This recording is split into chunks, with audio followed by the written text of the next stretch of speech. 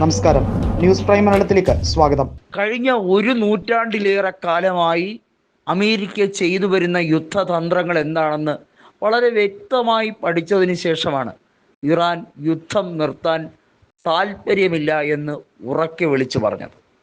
America മുന്നോട്ട് വെച്ച നിബന്ധന എന്ന് പറയുന്ന താൽക്കാലിക യുദ്ധവിരാമം നടത്താം, ഇറാനെ കുറച്ച് ദിവസത്തേക്ക് ആക്രമിക്കുന്നില്ല, നമുക്ക് ചർച്ചയാകാം എന്ന രീതിയാണ്.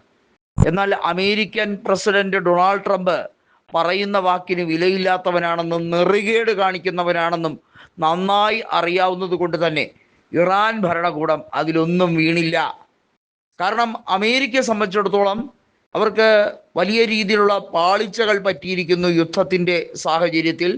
അതുകൊണ്ട് തന്നെ അവർക്കും ഇസ്രയേലിനും ഒരു റിഫ്രഷ്മെന്റ് എന്ന രീതിയിലേക്ക് സൈനിക ബലം ശക്തിപ്പെടുത്താനും ഒക്കെ ശ്രമിച്ചിട്ട് പിന്നെ ഇറാനെ ബ്ലോക്ക് ചെയ്യുക, അതുതന്നെയാണ് അമേരിക്കയുടെ പിന്നിലെ പദ്ധതി എന്ന് മനസ്സിലാക്കി തന്നെയാണ് ഇറാൻ ആഞ്ഞു ചവിട്ടുന്നത്.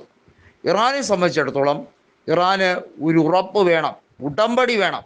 അമേരിക്ക ഇനിമേൽ ആക്രമിക്കില്ല, ഇറാൻ്റെ ഊർജ കേന്ദ്രങ്ങളെയോ ഇറാൻ്റെ ആണവ നിലയങ്ങളെയോ ഒരു രീതിയിലും ഒന്ന് നോക്കി ദഹിപ്പിക്കാൻ പോലും ശ്രമിക്കില്ല. ഇറാന് അങ്ങനെ എഴുതിയ ഉടമ്പടിയാണ് വേണ്ടത്. ഇറാനെ സംബന്ധിച്ചിടത്തോളം കേവലം വാക്കുകളോ ജൽപ്പനങ്ങളോ അല്ല, അന്താരാഷ്ട്ര ഉടമ്പടി.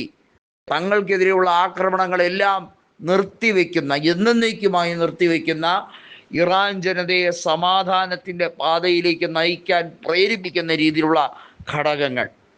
അന്താരാഷ്ട്ര കോടതിയോ UN ഇടപെടാതിരിക്കുമ്പോഴും ഇറാൻ വളരെ വ്യക്തമായി പറയുന്നു, അമേരിക്കയ്ക്ക് വേണ്ടി ചലിക്കുന്ന കുറേയധികം സംവിധാനങ്ങളാണ് ഇവയെന്ന് ഞങ്ങൾക്ക് നന്നായി അറിയാം. ഞങ്ങളെ സംബന്ധിച്ചിടത്തോളം വളരെ വ്യക്തമാണ് കാര്യങ്ങൾ. ഇറാൻ്റെ പരമോന്നത നേതാവ് ആയത്തുള്ള അലി ഖമനയെ വധിച്ചതിന് ശേഷം ഇറാൻ അടങ്ങിയിരുന്നിട്ടില്ല. മറുപടി കൃത്യമായി ഇസ്രയേലിനും അമേരിക്കയ്ക്കും നൽകിക്കൊണ്ടേയിരിക്കുന്നു. അതിൽ ഒരു വിട്ടുവീഴ്ചയും ഇല്ല എന്ന് ഇറാൻ അസന്നിഗ്ധമായി പ്രഖ്യാപിക്കുകയും ചെയ്യുന്നു. നോക്കൂ, യുദ്ധം തുടങ്ങിയിട്ട് 35 ദിവസങ്ങൾ പിന്നിടുന്നു. ഒരു രീതിയിലും ഇറാൻ അവരുടെ സൈനിക ബലം ക്ഷയിച്ചുവെന്നോ അല്ലെങ്കിൽ അവർ യുദ്ധത്തിൽ നിന്നും ഘട്ടം ഘട്ടമായി പിന്മാറുന്നോ എന്നു അല്ല പറയുന്നത്. മറിച്ച് കരയുദ്ധത്തിന് സജ്ജമാക്കി 12 ലക്ഷത്തിലധികം വരുന്ന സൈനികരെ തയ്യാറാക്കി നിർത്തുകയാണ്. നോക്കൂ, ഏത് രീതിയിലാണ് ഇറാൻ കാര്യങ്ങൾ ചിന്തിക്കുന്നത്, എത്ര ഗൗരവത്തോടെയാണ് തീരുമാനങ്ങൾ എടുക്കുന്നത്. മുജ്തബ ഖമേനിയും മസൂദ് പെസക്സിയാനും എടുക്കുന്ന തീരുമാനങ്ങൾ എത്രത്തോളം ഇറാനെ ശക്തി പ്രാപിപ്പിക്കുന്നു. അവർ എടുക്കുന്ന തീരുമാനങ്ങൾക്ക് വളരെയധികം വിലയുണ്ട്. ഇന്ന് ഇറാനെ സംബന്ധിച്ചിടത്തോളം അവരുടെ അഭിമാനം സംരക്ഷിക്കേണ്ട, അവരുടെ പേർഷ്യൻ ഗാംഭീര്യം സംരക്ഷിക്കേണ്ടതിൻ്റെ ആവശ്യകത കൂടിയുണ്ട്.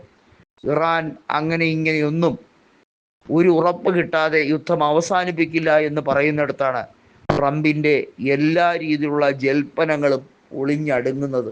ട്രംപ് വിറളി പിടിച്ചിരിക്കുകയാണ്, വെപ്രാളം പിടിച്ചിരിക്കുകയാണ്. അധികാര കസേര കൈവിട്ട് പോകുമോ? കാരണം സ്വന്തം രാജ്യത്ത് റെജീം ചേഞ്ചിന് വേണ്ടി അവിടുത്തെ ജനങ്ങൾ തെരുവിലിറങ്ങുകയാണ്. ഈ ട്രംപ് എത്രയും പെട്ടെന്ന് വൈറ്റ് ഹൗസിൻ്റെ പടിയിറങ്ങാൻ കാത്തു നിൽക്കുന്ന ഒരു വൻ ജനതയാണ് അമേരിക്കയിൽ ഉടനീളം നമുക്ക് കാണാൻ കഴിയുന്നത്.